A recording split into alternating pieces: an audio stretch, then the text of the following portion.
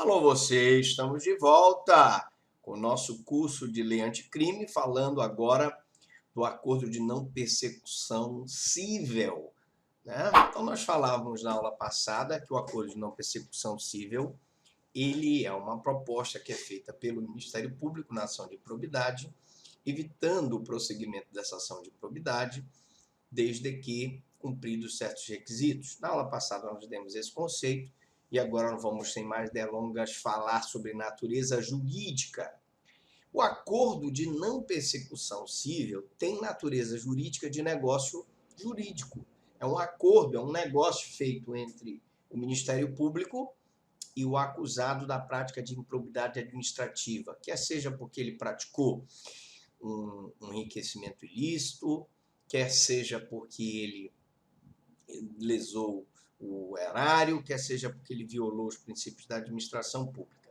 Na medida em que esse acordo depende da clara e livre manifestação de vontade das partes, e essa declaração de vontade insta o acordo de não persecução cível, tornará específica a forma de incidência da norma no caso concreto, vinculando os pactuantes aos efeitos expressos nesse ajuste. Evidentemente que o acordo, o Ministério Público se compromete a não mais prosseguir com a ação de improbidade ou não dar entrada na ação de improbidade.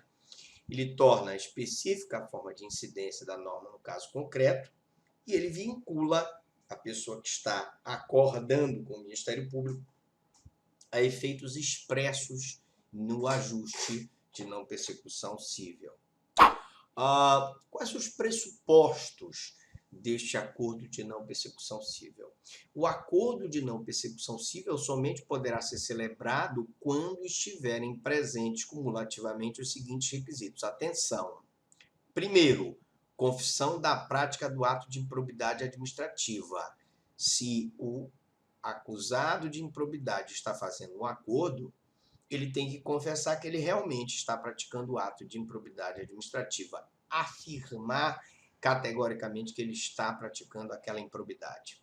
2. Compromisso de reparação integral do dano eventualmente sofrido pelo erário, porque não adianta nada ele fazer o acordo se ele não ressarcir o prejuízo do erário, quer seja porque ele se envolveu numa licitação, numa dispensa de licitação na Covid, onde ele adquiriu, por exemplo, produtos para o combate à epidemia e que esses produtos estavam acima do preço, muito acima do preço, causando lesão ao erário. Então, essa reparação ao erário é importantíssima. Número 3 é o compromisso de transferência não onerosa em favor da entidade lesada da propriedade dos bens, direitos e os valores que representem vantagem ou proveito, direto ou indireto, obtido pela infração, quando for o caso. Então, ele tem que devolver um valor daquela entidade lesada à propriedade dos bens, se ele tivesse apropriado de bens, direitos ou valores. Então, ele vai devolver o recurso que ele auferiu, que represente a vantagem ou proveito direto ou indireto obtido na infração, quando for o caso. E, claro, eu tenho o número 4, que é a aplicação de uma ou alguma das sanções previstas no artigo 12 da LIA, que é a Lei de Improbidade Administrativa. E aí você sabe que existem várias sanções, entre elas está a não contratação com as entidades da administração pública, existe a previsão de ele ficar inelegível por vários anos, existe a reparação do dano, existem, enfim, várias sanções. Muito bem. Quais, então, as sanções que podem ser convencionadas? Como eu disse, o acordo de não persecução cível poderá prever a aplicação imediata de qualquer das sanções previstas no artigo 12 da LIA, que é a Lei de Improbidade. E quais são essas sanções a saber? Vamos lá. Letra A. Perda dos bens ou valores acrescidos ilicitamente ao patrimônio. Se ele auferiu um recurso com a compra de um determinado medicamento acima do preço, ele vai ter que perder esses bens ou valores acrescidos ilicitamente. Suponhamos que numa licitação o valor real seja 10 milhões de reais e ele coloca 100 milhões de reais. 100 milhões de reais, 90 é o superfaturamento. Esse superfaturamento constitui na perda num valor que ele acresceu ilicitamente ao patrimônio, portanto ele tem que devolver. Então a primeira sanção é a perda dos bens ou valores acrescidos ilicitamente ao patrimônio. Letra B de bola. Ressarcimento integral do dano. Se ele provocou dano ao patrimônio público, ele tem o dever de ressarcir integralmente. Qual foi o dano? Se era um valor de uma estrada no valor de 100 mil e essa estrada custou 500 mil, nós temos um acréscimo de 400 mil reais e o ressarcimento tem que ser integral com juros e correção monetária. Perda da função pública. Imagine um prefeito, um vereador que esteja numa determinada função pública e por conta da prática de ato de improbidade, ele então não só tem que perder os bens, como ressarcir o valor do dano, mas também ele pode, entre as sanções, ser aplicada a perda da função pública. Outra questão, suspensão dos direitos políticos, que eu falei ainda há pouco. Ele pode ficar com os direitos políticos suspensos até 8 anos. Então, eu posso prever no acordo de não persecução cível, no caso de improbidade, da suspensão dos direitos políticos. Multa cível. Normalmente essa multa cível ela é aplicada nas ações de improbidade para desestimular a prática da improbidade administrativa, principalmente nos casos de dano ao patrimônio público. Então nós falamos a letra D, suspensão dos direitos políticos, letra E, a multa cível, e a letra F, que é a proibição de contratar com o poder público, falamos agora, ou receber benefícios ou incentivos fiscais ou creditícios. Ele perde a possibilidade de contratar com o poder público, participar de licitações, ele perde o direito de receber benefícios ou incentivos fiscais, naquelas leis em que ele tem aquela possibilidade, direto ou indiretamente, ainda que por intermédio de pessoa jurídica, da qual seja sócio majoritário.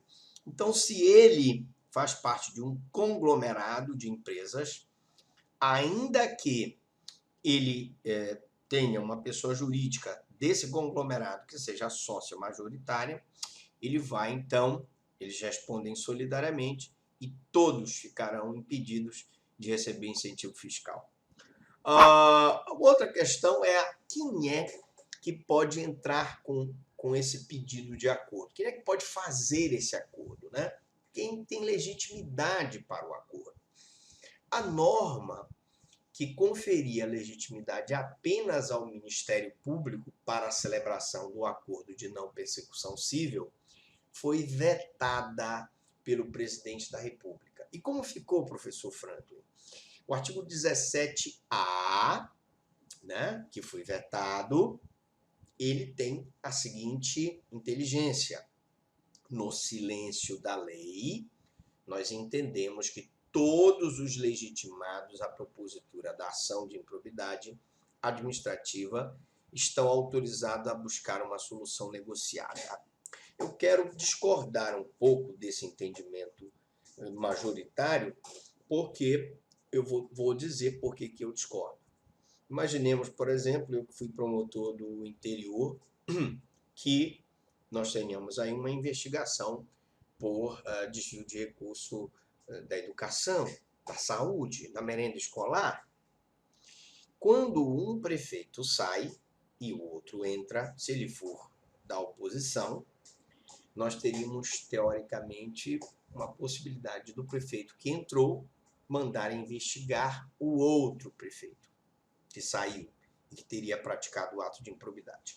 Imagine, só por amor ao debate, que o prefeito que entrou tenha o poder de propor uma ação de improbidade e depois propor um acordo de não persecução cível.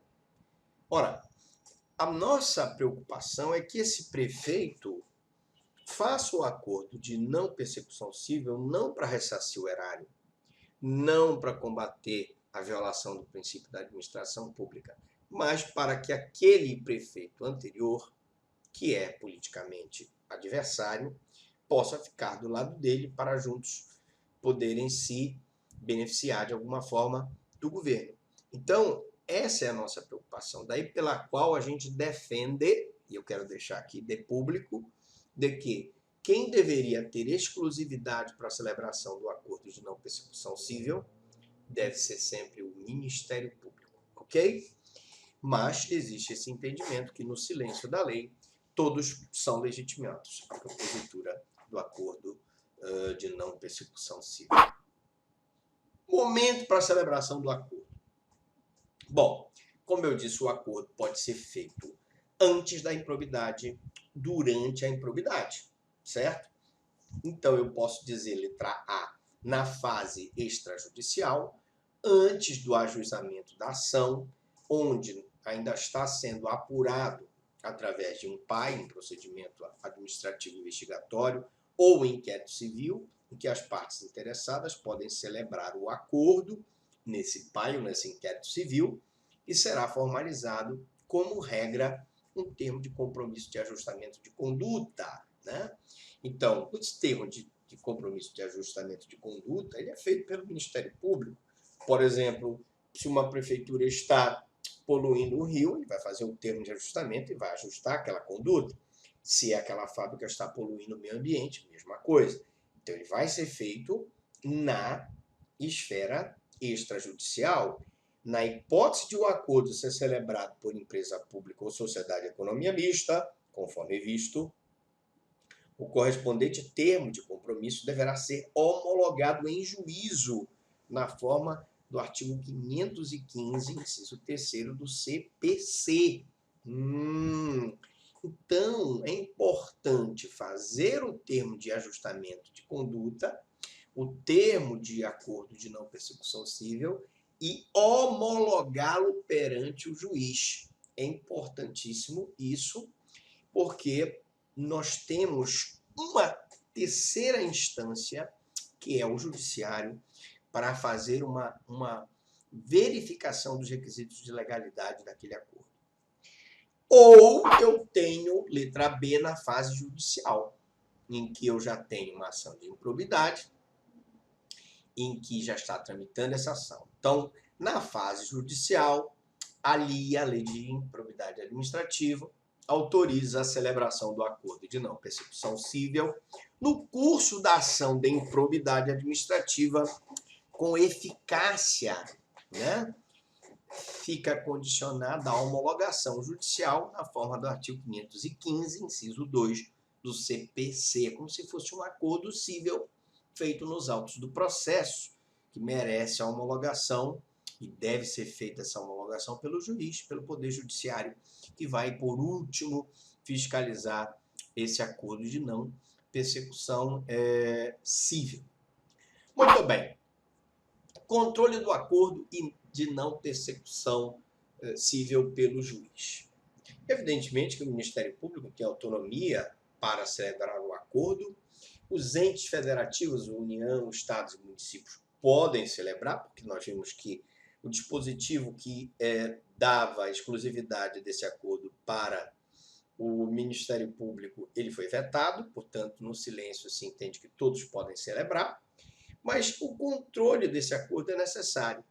E se o juiz que vai fazer a homologação do acordo considerar inadequadas ou desproporcionais as condições fixadas no acordo de não persecução cível, poderá, a qualquer momento, devolver os autos às partes para que seja reformulada a proposta do acordo. Então, o juiz verificou, por exemplo, que aquela sanção de perda no cargo é muito grave, que aquela sanção de não contratação com o poder público é muito grave, não recebimento de incentivo fiscal, aquela multa que foi aplicada é muito grave, é desproporcional, e ele vai, então, fazer essa correção. Bom, na próxima aula nós vamos falar sobre a Lei 9.296, de 24 de julho de 1996, que ela também recebeu alteração. E nós vamos falar então da questão da captação ambiental de sinais eletromagnéticos, mas isso só na próxima aula. Eu pergunto até aqui. Alguma dúvida? Alguma pergunta?